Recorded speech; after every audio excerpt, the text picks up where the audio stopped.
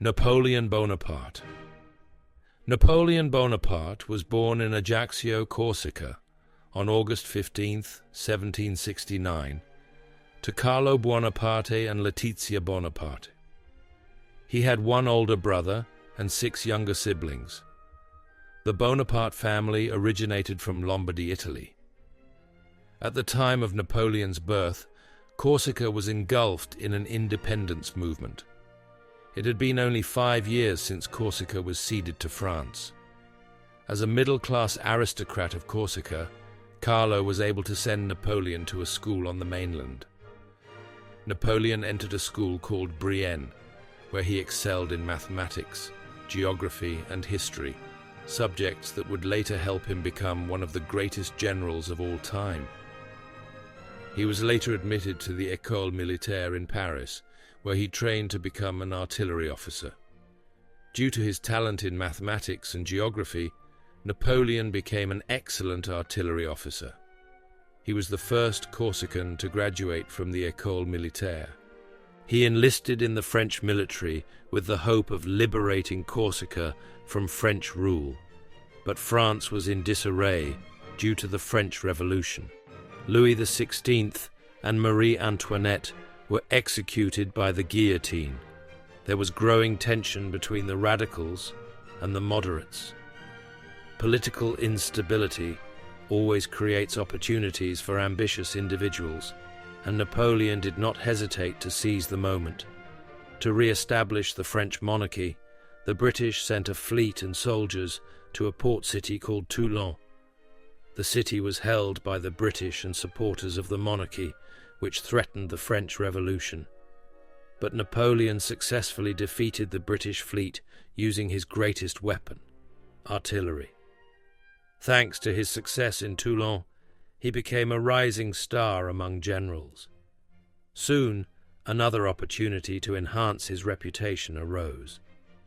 In Paris, a rebellion by supporters of the monarchy was looming. Napoleon ordered a barrage against the rebels and crushed the uprising.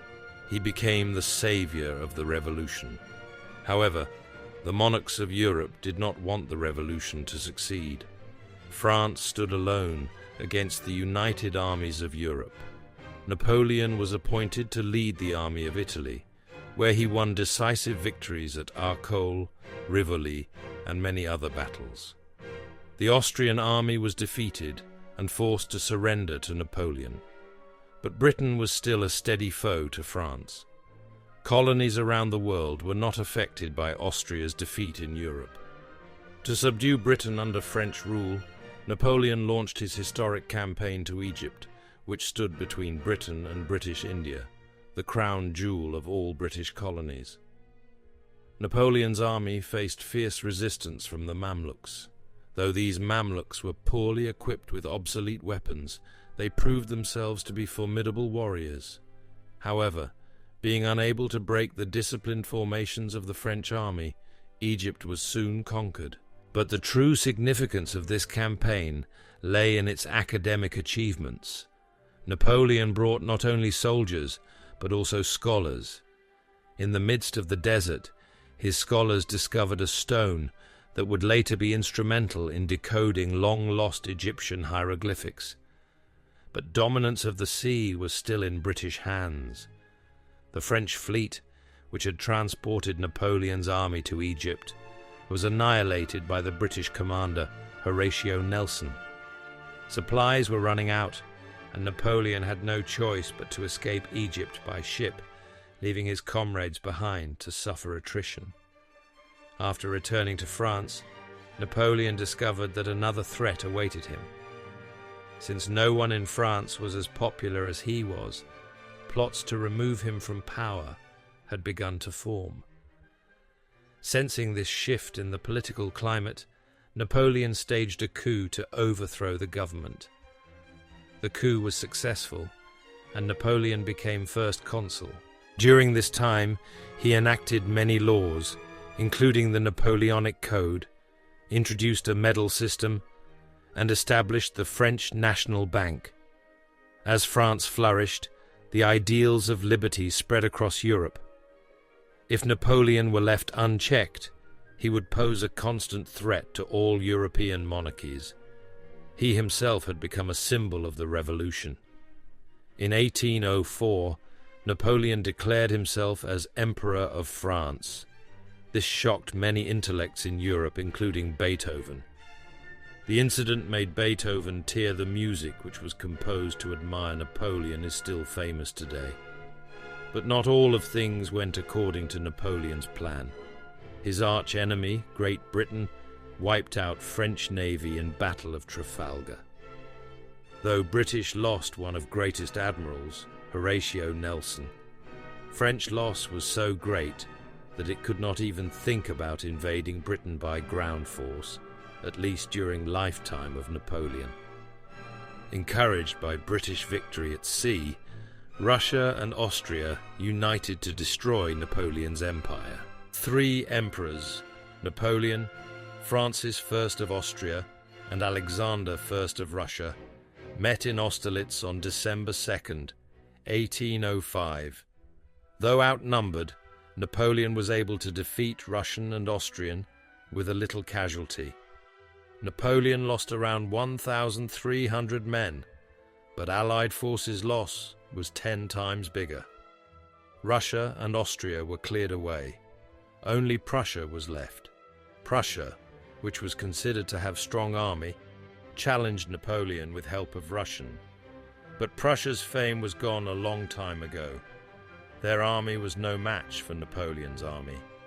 Within 1 year, Napoleon defeated Prussia and Russia and signed peace treaty which favored France. Napoleon successfully submitted his enemies on land. Again, Great Britain challenged Napoleon. Since Napoleon lost most of his fleet, he had no choice but to blockade Great Britain. This was not as effective as Napoleon thought, due to other British colonies around the world. Napoleon blockaded Europe itself, not British. Portugal secretly traded with British meanwhile. To punish this, Napoleon sent army to Iberian Peninsula. Napoleon dethroned Spanish king and replaced with his brother, Joseph. Spanish resisted fiercely.